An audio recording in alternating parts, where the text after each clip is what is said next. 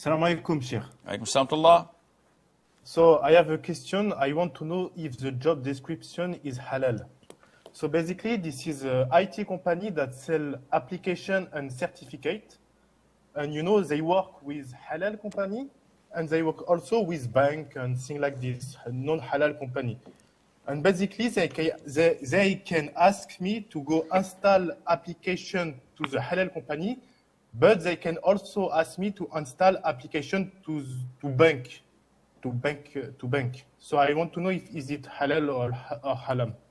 It is halal for you to work in halal places and collaborate with them and cooperate with them.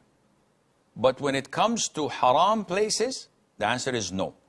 If they tell you to go and install a software or an application or to do something in banks or insurance companies and financial institutions that deal with riba and the likes, the answer is no, you cannot work there, and Allah knows best.